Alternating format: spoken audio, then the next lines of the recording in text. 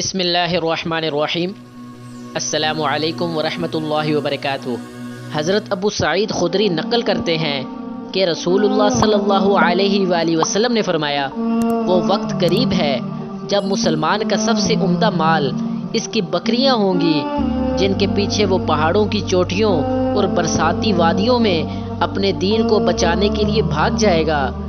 حضرت عائشہ رضی اللہ تعالی عنہا فرماتی ہیں کہ رسول اللہ صلی اللہ علیہ وآلہ وسلم لوگوں کو کسی کام کا حکم دیتے تو ایسا ہی کام ہوتا جس کے کرنے کی لوگوں میں طاقت ہوتی۔ اس پر صحابہ رضی اللہ تعالی عنہم نے عرض کیا کہ یا رسول اللہ صلی اللہ علیہ وآلہ وسلم، ہم لوگ تو آپ جیسے نہیں ہیں، آپ تو معصوم ہیں اور آپ کی اللہ پاک نے اگلی پچھلی سب لغزشیں معاف فرما دی ہیں، اس لیے ہمیں اپنے سے کچھ زیادہ عبادت کرنے کا حکم فرمائیے۔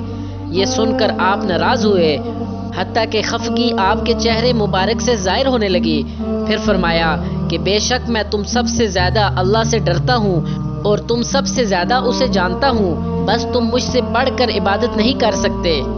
حضرت ابو سعید خدری رضی اللہ تعالی عنہ نے نبی کریم صلی اللہ علیہ وآلہ وسلم سے نقل کرتے ہیں کہ آپ نے فرمایا، جب جنتی جنت میں اور دوزخی دوزخ میں داخل ہو جائیں گے، اللہ پاک فرمائے گا، جس کے دل میں رائی کے دانے کے برابر بھی ایمان ہو، اس کو بھی دوزخ سے نکال لو۔ تب ایسے لوگ دوزخ سے نکال لیے جائیں گے اور وہ جل کر کوئلے کی طرح سیاہ ہو چکے ہوں گے، پھر زندگی کی نہر میں یا بارش کے پانی میں ڈالے جائیں گے۔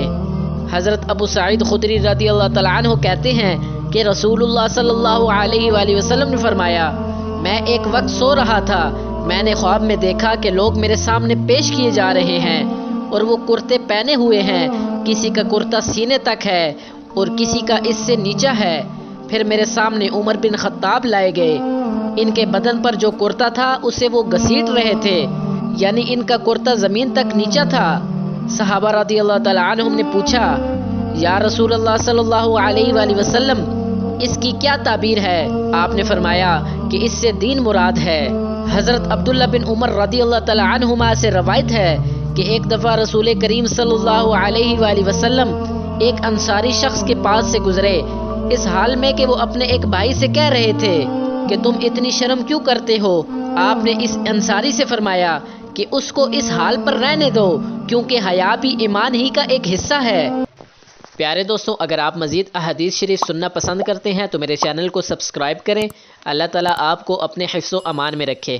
ملتے ہیں نیکسٹ ویڈیو میں، تب تک کے لیے اللہ حافظ۔